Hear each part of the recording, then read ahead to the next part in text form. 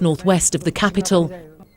But Let's interrupt our package there and take you straight to Yeovil in Somerset, where David Cameron is speaking to local Conservatives. In the Yeovil constituency, and here with Marcus Fish. He lives locally, he works locally, he serves locally, and I've got something for you to do in 11 days' time, which is to send this man to the House of Commons as your Member of Parliament.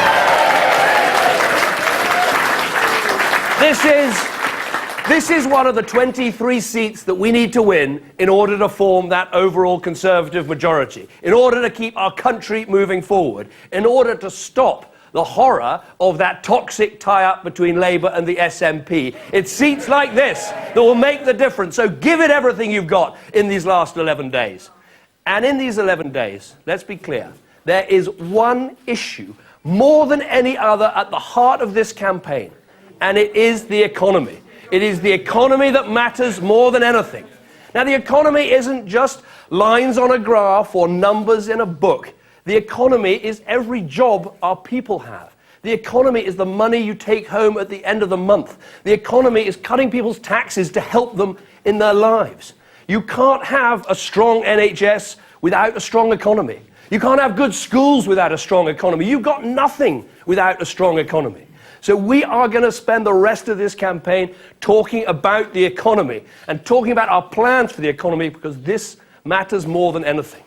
Now, some people will say, well, you're playing it a bit safe.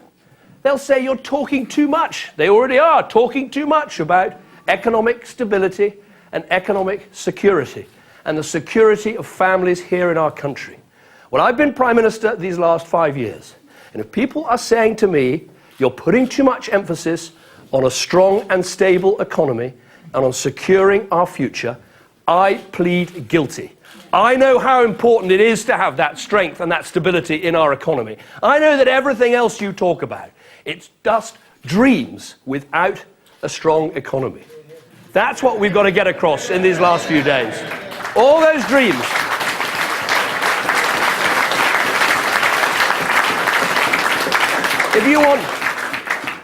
If you think economic security and stability don't matter, if you want to take a risk, go with the other guy. Vote for the other man. My God, he's got plenty of risks.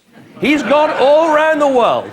He's found ideas that haven't worked anywhere in the world, and he's put them in a book.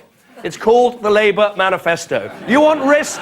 You want to put our security at risk? You want to put our stability at risk? You go with the other guy. I'm not going to put the British economy at risk. I'm not going to put the stability of Britain's families at risk. That's what's at stake in these last 11 days. And as we make...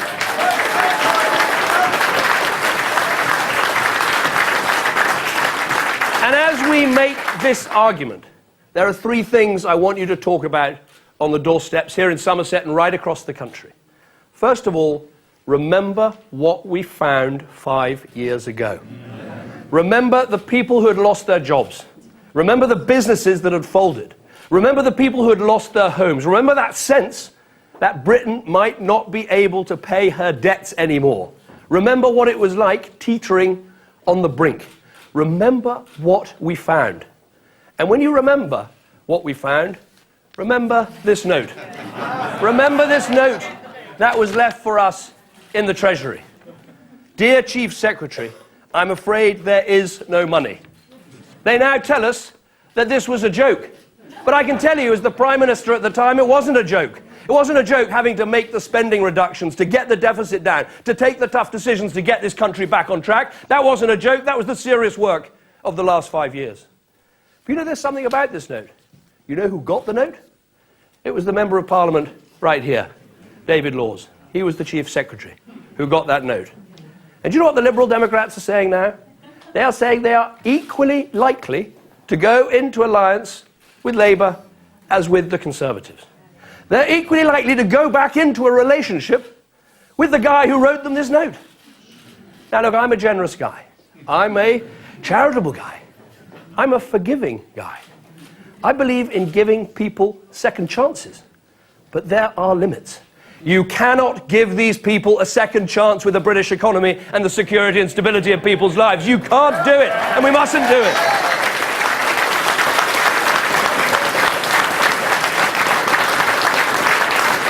And there's something else. There's something else I want you to think of when you remember what we found. I want you to hear that argument that Labour keep making, that after what we found, that somehow we built an economy that has only benefited the few. I want you to think about the 3 million low-paid people we've taken out of income tax. I want you to think about the 2 million jobs that we've created, people left on the scrap heap by Labour. I want you to think of the cut in youth unemployment that we've achieved. I want you to think of that, and I want you to take that argument that Labour make and stick it where the sun don't shine. Right? Because we remember. It's not just what we've done. We remember what they left. It wasn't the rich and the bankers that suffered under Labour. They kept their knighthoods, they kept their bonuses, they were fine. It was the poorest in our country who suffered from Labour. It was them who lost their jobs, who lost their livelihoods. They didn't help the few, they hurt the many, and we'll never let them forget it.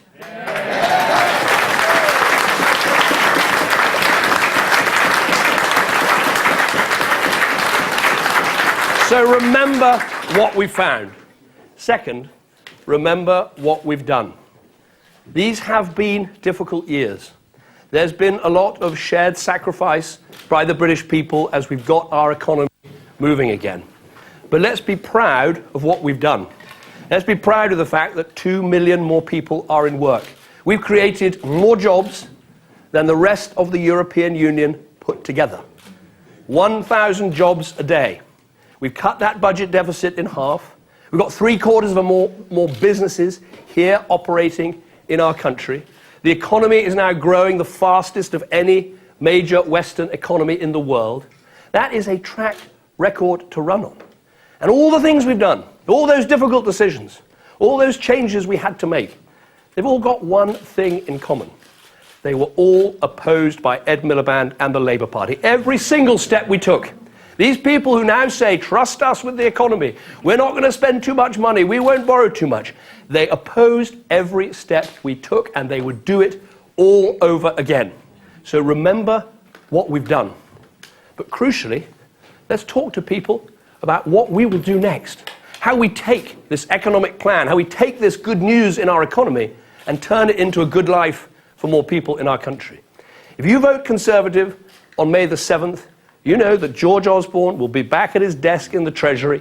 I'll be back in number 10, and we'll be working on implementing that plan and continuing to turn our country round. And let's look at the positive vision that we have for people in our country. The people who are on low pay. We are going to legislate in the first 100 days to make sure those on minimum wage don't pay any income tax at all. That's what we're going to do for people who are low paid in our country. What are we going to do for Britain's families? For people sitting around that kitchen table, talking about how they would like to work more hours or work more days or add to their family income, we're going to give them 30 hours of free childcare every week. That's what we're going to do, and we're going to legislate for that. For Britain's small businesses, the lifeblood and the engine of our economy, we have deregulated more than any previous government. We've cut their taxes, we've cut their corporation taxes, we made it easier and cheaper to employ people, and we're now going to cut another £10 billion off their regulatory bill. We are the party of small business, and we'll act for small businesses within the first 100 days of a new Conservative government. But as I said, the economy isn't just business and jobs, it's people's hopes and dreams as well. So we will build those houses for young people to be able to buy and own. We'll reform those schools so we turn round more of the schools that are coasting or failing in our country, so more parents get that magic news of a good school place for their child. That is what we're going to do. We're going to act on jobs, on taxes, 3 million apprentices. Again, we can convince people. We trained 2 million in this Parliament. I say let's train 3 million apprentices in the next Parliament. We've got a record, we've got a plan, and we can deliver it. That is what our programme is all about. Now, I know some people will say they want to see more excitement in this campaign. That's a phrase I hear sometimes. I want more excitement. What I say to people, do you know what? If you want political theatre, go to Hollywood. If you want political excitement, maybe you could go to Greece. That's a very exciting country, I'm told.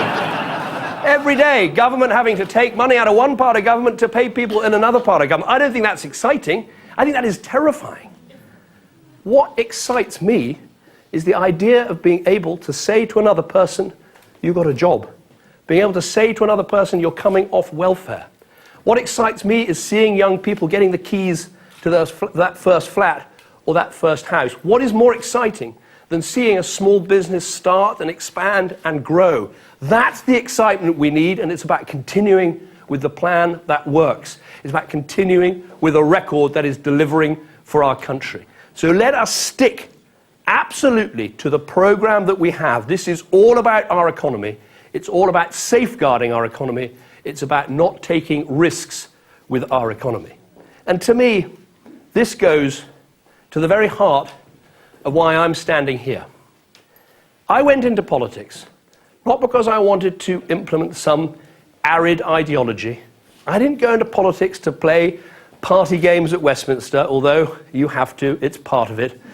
I went into politics because I believe in making a difference. I believe in trying to help people to change their lives. And that's what this last 5 years has been about, and that's what I want the next 5 years to be about. You want to know what makes my heart beat a little faster? It's when I meet that entrepreneur that started the business and taken on their first employees and the pride that they glow with. What makes my heart beat faster is when you meet that guy who's been on welfare year after year, they finally got a job because they've had the training, and they go home and they tell their wife and their family how proud they are to bring home a wage. You know what makes my heart beat really fast?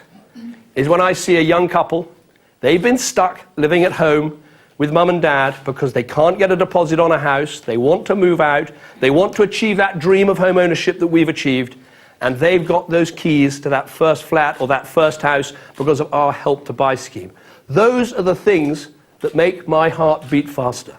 And they've all got something in common. Whether it's getting that job, whether it's that first apprenticeship that means you're going to learn a skill, whether it's getting into that university to get the degree that's going to give you a rocket boost under your chances in life, they've all got the same thing in common. They're only possible with a strong economy.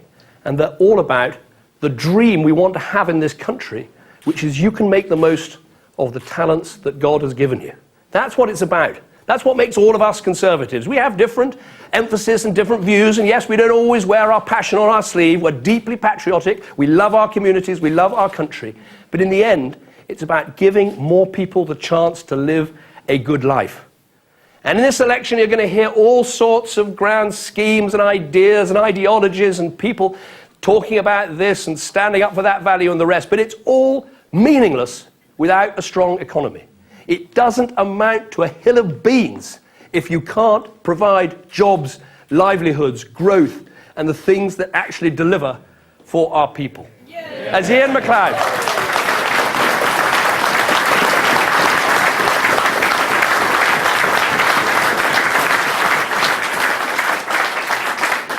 Ian MacLeod said it all about 40 years ago when he said, socialists can dream their dreams, liberals can scheme their schemes, but we in the Conservative Party have got work to do. That's what these 5 years have been about. That's what the next 5 years are about. And you know what? I think in this country we're on the brink of something really special. We have spent these last 5 years, and it has been difficult for many people in our country. We spent the last 5 years clearing up the most almighty mess that we were left. You can see the progress that we've made. You see it in the businesses that have started. You see it in the jobs created. You see it in the apprentices trained. You see it in our universities now bulging with new graduates. You can see it in the amount of the deficit we've paid down. You can see it with the exports we're doing all over the world and the fact our country is moving again. But I didn't come into politics just to get the lines in the graph to go in the right direction. I came into politics to help change people's lives and help them go in the right direction. And that's what's so special. All that 5 years' work, we've laid the foundation. We've got a record that other European countries are jealous of. They would love to have our growth rate. They'd love to have our jobs rate. They'd love to have what we're doing with apprentices and degrees, home ownership, all the things that are happening in this country. Let's take that foundation and turn the good news in our economy into good news in people's lives and allowing more people to live a good life in our country. And what I would say to all of you and to the people watching at home, there's been so much done over these last 5 years. Do we want to put all that at risk